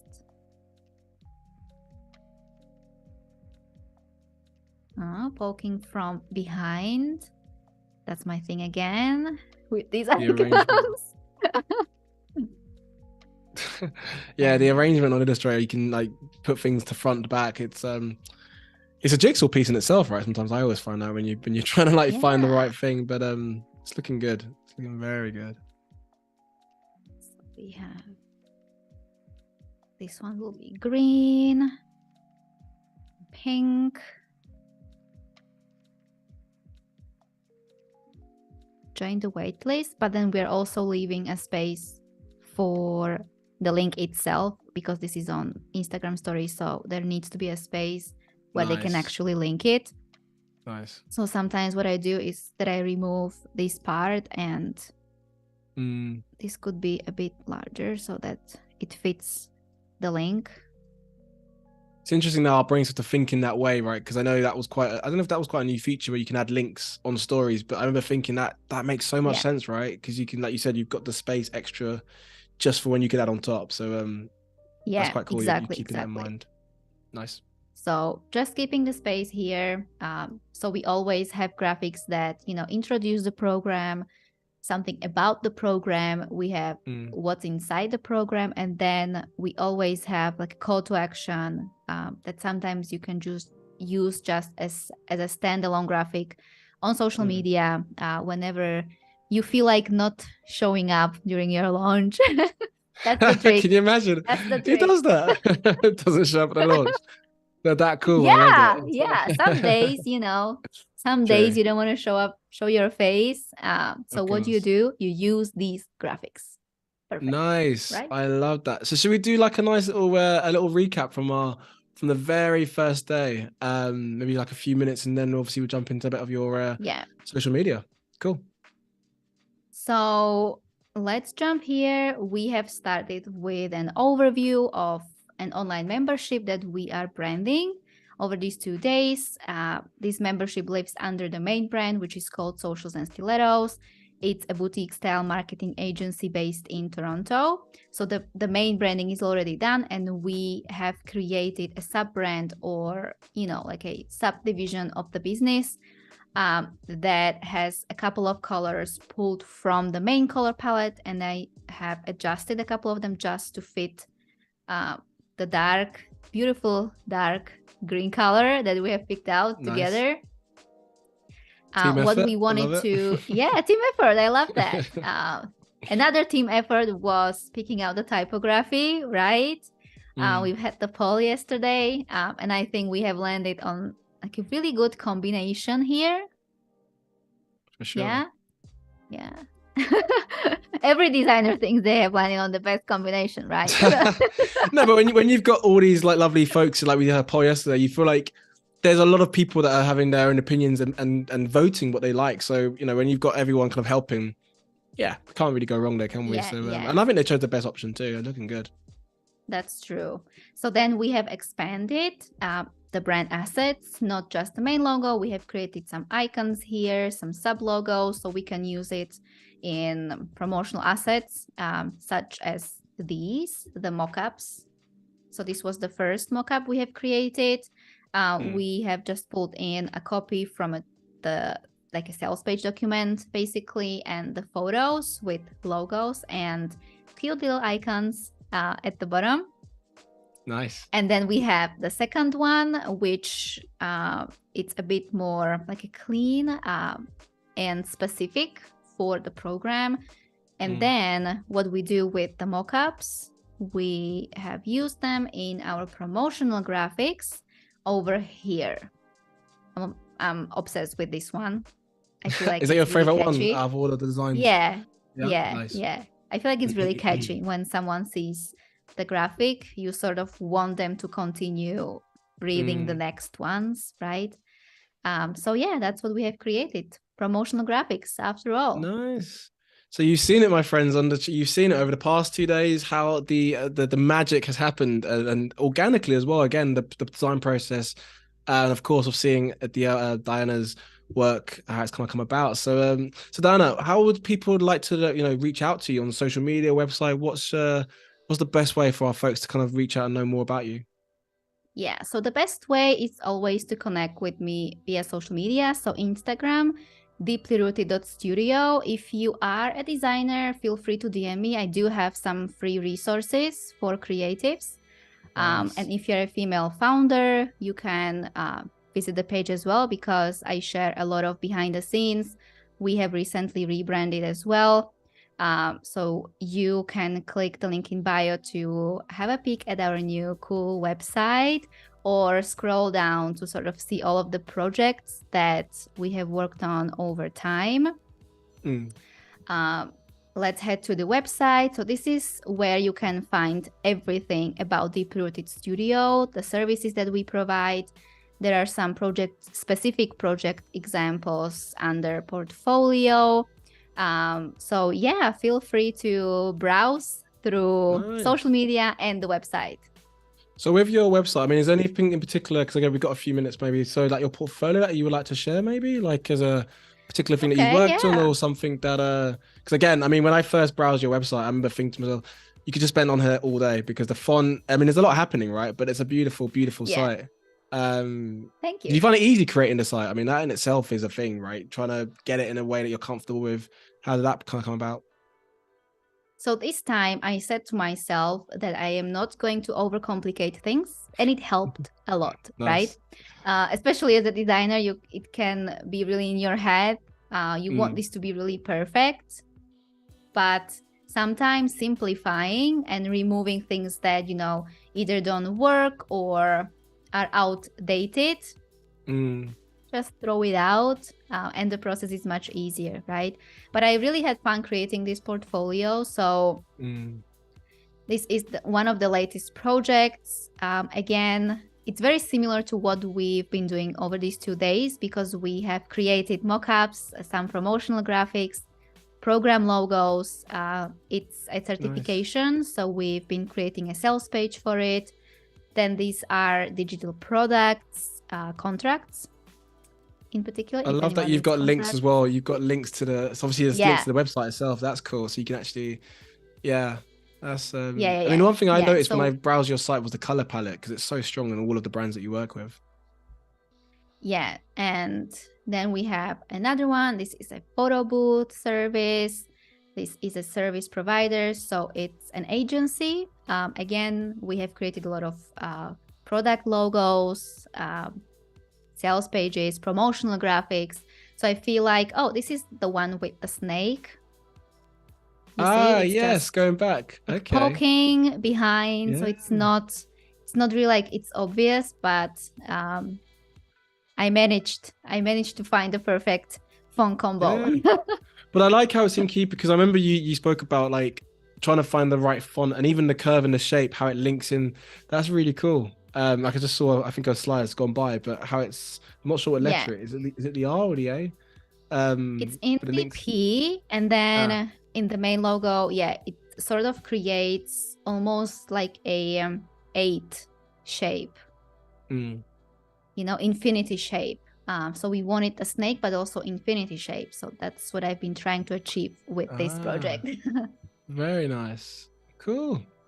I mean, do you, in terms of like now moving forward, do you have like a few clients that you're working with now? Or what's the kind of, where do you kind of see the brand kind of going in terms of like, I don't know, next 5 years? That's a big question to ask, isn't it, in a few minutes? But that is a very big question to ask. I'm so sorry. But like, I'm just curious. Like, again, I feel like a lot of our folks will reach out to you and find out. But if they're quite curious to know more about you, where do you kind of see, or is it one of those ones where you just, things organically happen and then you take it from there? Where do you see it kind of going? I feel like both. I like to go with the flow, because I like to sort of optimize as I go. But we have recently took a lot of clients for a retainer, so serving them over a longer period of time, just because we can, you know, adjust more things properly. Whereas if you work with someone for 1 month or 3 months, it can be like a project based. But I find retainers help me create the relationships with the clients that I want. It helps them to communicate what they need to communicate. So we are moving forward with like a retainer style and project based as well. But we want all of the clients to start with the brand direction with us, just because, you know, a lot of the times you get those inquiries, I just need a logo.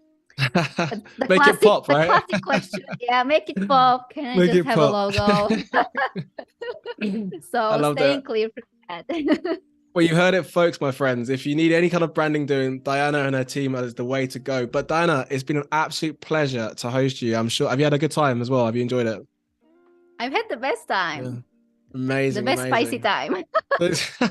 I love, and I can see the comments are all being really, really positive in the chat. So again, just to wrap up now, a massive thank you to all you lovely folks who have joined us.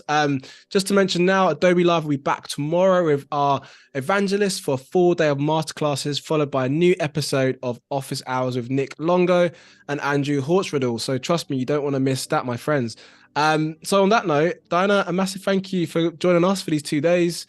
Been a dream to host. Of course, our Adobelive team, and again, the obvious one being our audience, because without you guys, there is no stream. So on that note, take care, my friends. Be safe, and we'll see you very, very soon. Ciao, ciao.